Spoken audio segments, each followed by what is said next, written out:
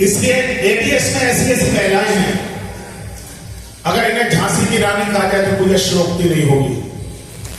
जितनी एक मुख्यमंत्री की जितनी तनख्वाह होती है, जितना एक मुख्यमंत्री प्रदेशों में कमाता है, उतनी हमारी माताएं बहनें पैसा कमाती हैं।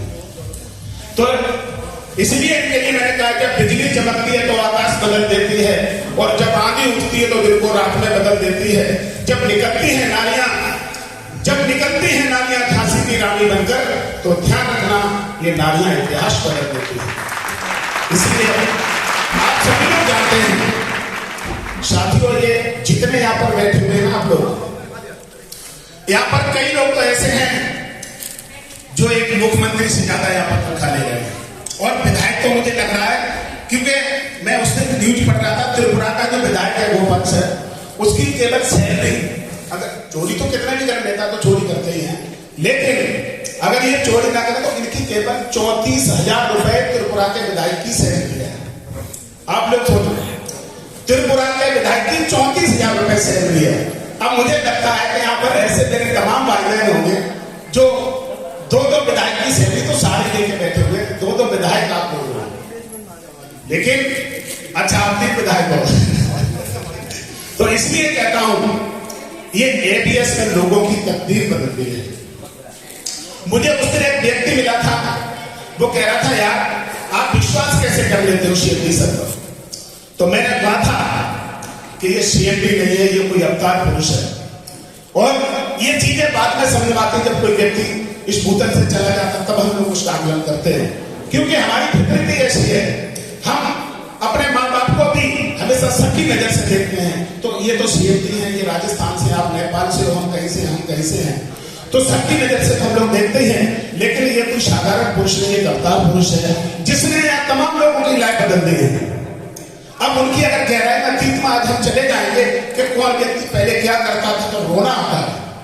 जो व्यक्तियों के पास साइकिल नहीं थी, आज वो 1-1 करोड़ रुपए के फ्लैट, अगर कहीं 20 लाख का फ्लैट लेना हो तो गोपाल से पैर घिस जाते हैं लोन कराने के लिए।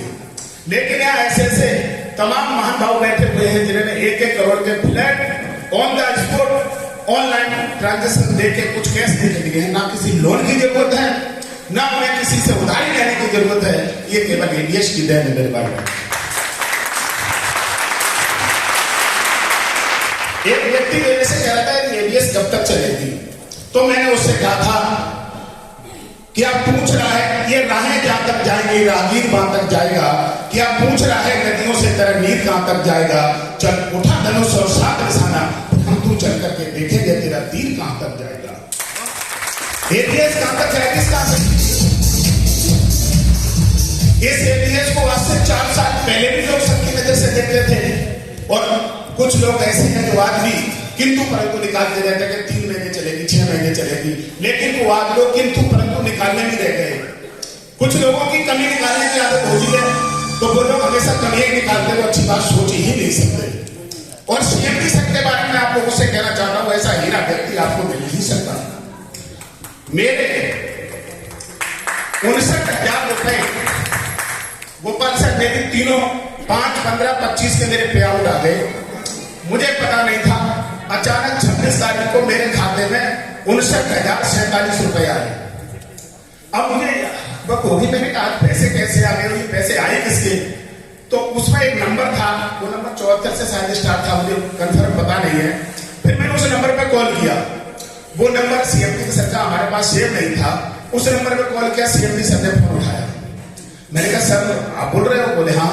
हमने कहा सर 59,000 रुपए की सीट क्या है? बोले आपकी एक आईडी थी, उसका पे आउट मिल गया था, वो मैंने अभी भी डाला है।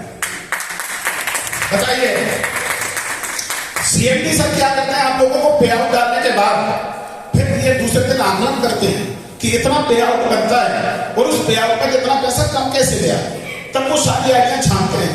क्योंकि यहाँ तमाम ऐसे लोग हैं इनका इतना पे आउट आता। मैंने कहा नहीं आप लोग मुख्यमंत्री की हैसियत के यहाँ पर तमाम लोग बैठे हुए हैं, लेकिन पैसा का पता नहीं लगता। 10-20 हजार कम भी आ जाते हैं तो आंकलन नहीं कर पाते।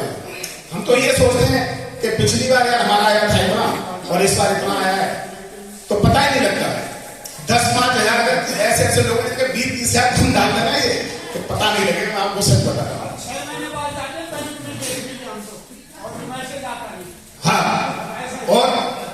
मैसेज तो कभी कभी आते नहीं है, और जो नए नए साथी जुड़ते हैं जिनकी आईडी जब ज्यादा हो जाती है तो 2-3 मैसेज आते हैं, वो लोग फोन ही करते हैं हमारा तो मैसेज मिल रहा है, पैसे बाकी काम है। तो मैं उनसे कहता हूँ आप लोग धीरे धर के रखिए, क्योंकि ये ऐसा हीरा है, ये आपका एक पैसा रख नहीं सकता। आपके पास पैसे इससे ना ज्यादा चले जाएं तो ये आपसे कोई दबाव लेके मांगते नहीं। बीच में एक बार ऐसा हुआ था जब सीएमडी साहब उस वाले ऑफिस में बैठते थे, तो एक बार जो पुराने लोगों ने पता होगा, गोपाल साहब को ही पता है, कुछ आईडी ऐसी थी जिनके जाने थे 10-10 हजार, उनके चले गए 1-1 लाख, और जिनके 1 लाख जाने थे उनके चले गए 20-20 हजार, किसी कम किसी के ज्यादा। तब भी सीएमडी साहब ने ऑप्शन रखा था कि जिसके ज्यादा गए वो देना चाहो तो दे दो, नहीं तो अगले पे आउट का कार्ड लेंगे।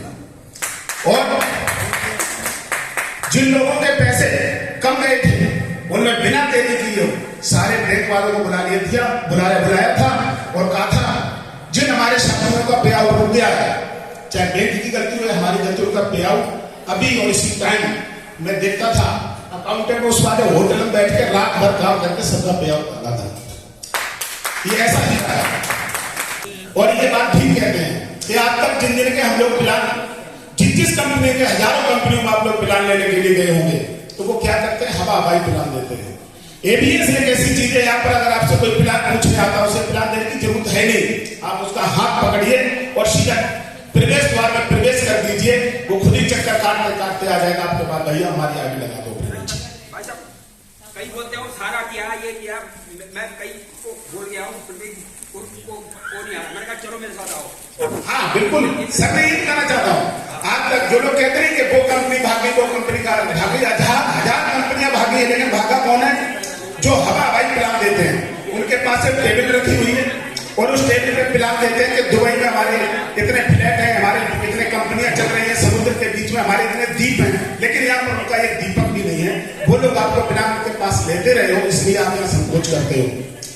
यहाँ पर तो अगर ऐसे धुरंधर लोग आए हुए हैं कि मैं इतने पैसे लगाऊंगा, तो यहाँ पर पुनः समझाने की जरूरत नहीं पड़ती, केवल लोकेशन सेंड कर दी जाती है कि आप लोकेशन ले लो, आपके साथ हम नहीं जाएंगे समझाने के लिए, यहाँ पर हम नहीं, हमारा काम होता है।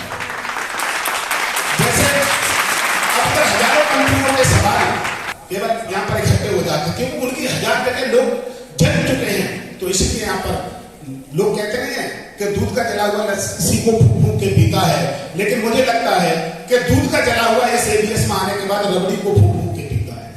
यहाँ पर एबीएस में संकोच की गुंजाइश नहीं है मेरे भाई बहन। जैसे भाई ने ये प्रश्न सुनाया था महाभारत का, मैं भी 2 पंक्तियों में सुनाना चाहूंगा। जब महाभारत का युद्ध होने जा रहा था, तब पांडवों से पहले दुर्योधन पहुंच गया था कृष्ण जी के पास, कह रहा था कि हमारा युद्ध होने वाला है, आप मेरी सहायता कर दीजिए।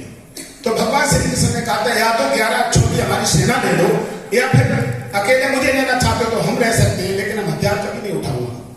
तो दुर्योधन ने कहा यार कहाँ 11 छोटी सेना और कहा एक ही ग्वाला, तो उन्होंने कृष्ण को लेना स्वीकार नहीं किया था। जैसे एक मैंने कहा था 1000 जगह ठगे गए हम, और एक जगह जब कृष्ण के पास हम आ जाते तो हमारे पास सवाल यहाँ होगी। जैसे भाई ने भी कहा था, जब सीधी सर के मेरे चेहरे को पड़ा है, तो मैं कहना चाहता हूं कि जब ये बोलते हैं तो ऐसा लगता है ऊपर वाले ने इनके मुंह में मिश्री बोल दी है। जब ये बोलते हैं तो ऐसा लगता है ऊपर वाले ने गुड़ नहीं, इनके मुंह में मिश्री बोल दी है। और इन्हीं शब्दों में मैं समाप्त करना चाहूंगा इस सभा को कि सीएमडी सर ने आप ही सबकी नहीं, ना जाने कितने लोगों की किस्मत ये है। आप लोगों ने अपना यहाँ पर बहुत अमूल्य टाइम दिया और आप लोग यहाँ पधारे, इसके लिए आपको बहुत बहुत धन्यवाद।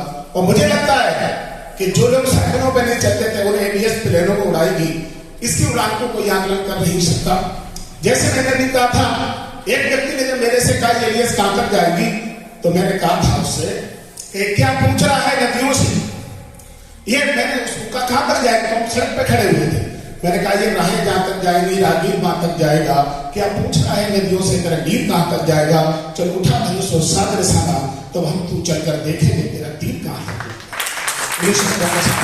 आप लोगों का बहुत